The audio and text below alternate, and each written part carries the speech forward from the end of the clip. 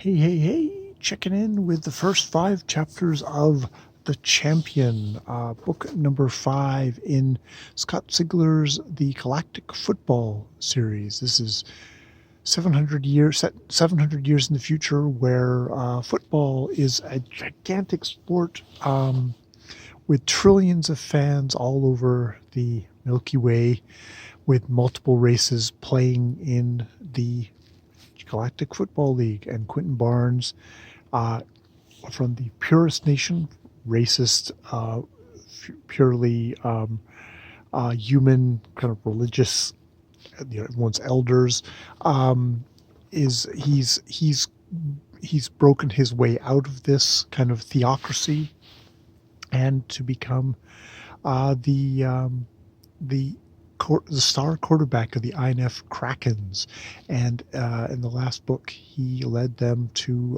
the championship. They won. They won the Galactic Football League champion thing, losing, pulling off one of his little finger, and in the process, it got caught and twisted, and it was like basically to be able to play immediately, got it amputated.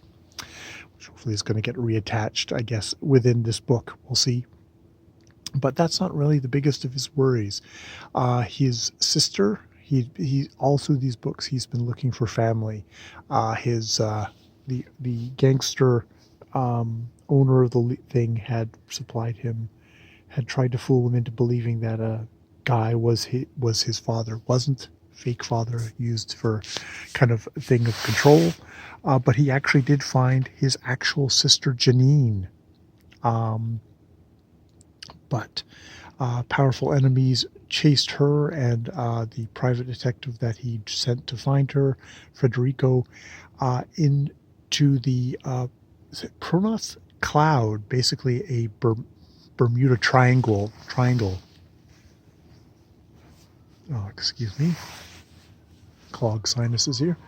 Bermuda Triangle of the thing, where like basically no one's ever gotten out alive. Like ships and ships have gone in there and none of them get allowed. Actually, only 7 got out alive, but that's because they never actually encountered anything within the thing. Everything else encountered something and never got out. And these are like highly armed ships, or scientific ships, or religious ships, or capitalistic ships. And so Quentin Barnes is like determined, I'm going to get on there. Now he knows a guy, Bumper Puff, who is a Proweth.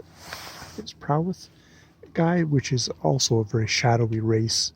And he's going to take them on, but he's got to get to them. And indeed, by the end of this, he does finally get to them.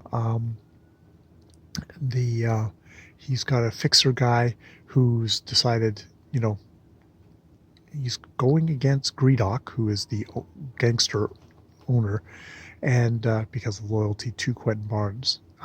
Him and teammates who are also super loyal to Quentin Barnes. He really inspires leadership. He's really learned leadership, and like as a fighting unit. There's definitely a thing of here as football as war here, and also just sort of learning leadership and tactics and tells, and just surviving, having gangster and all the other gangsters who are trying to kill each other, who own competing teams, has really honed Quentin Barnes into kind of quite the leader. Also, he's the Sklorno worship him as a god, but they've worshipped everybody as god. But his church has been getting larger and larger, which what the hell is it?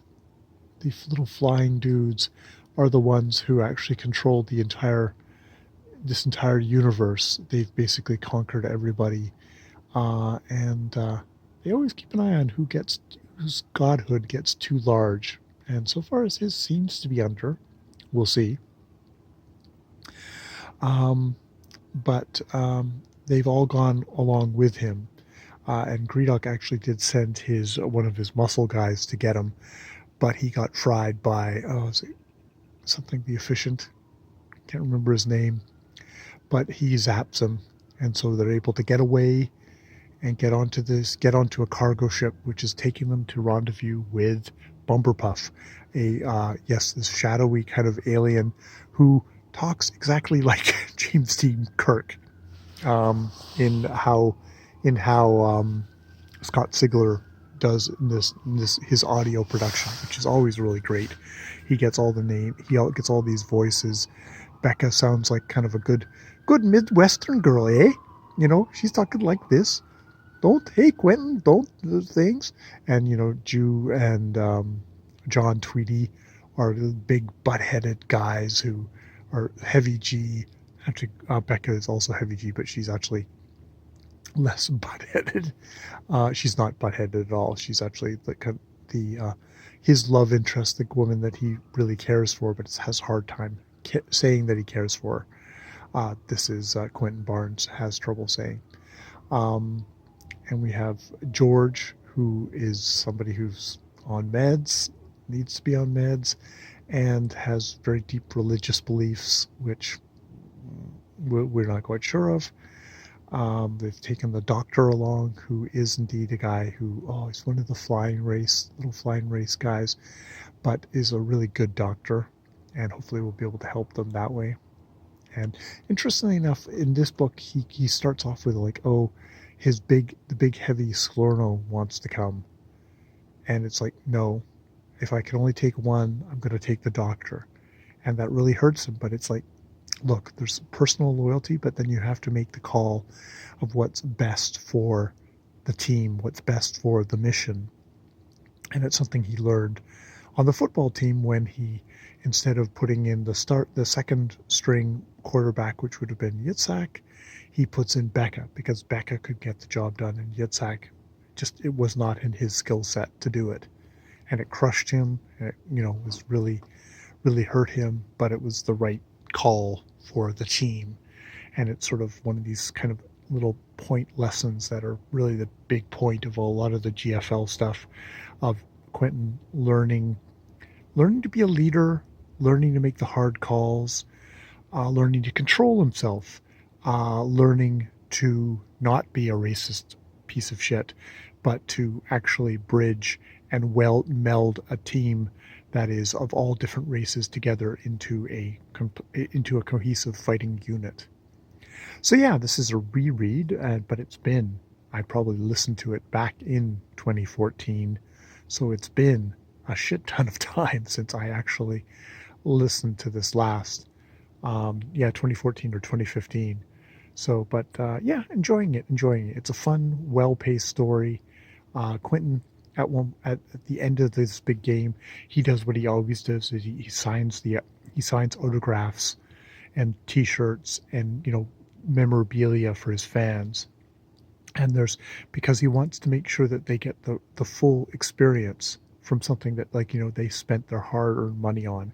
And you really get that same kind of work ethic from Scott Sigler himself. He really wants to kind of hone and make an entertaining, well-paced story for his fans, for his readers, that they will enjoy. You really get that kind of work ethic feel, and he's able to execute it as well. This is a fun sports story, and it's remarkably effective, or they have been. So we'll see how it is on this reread.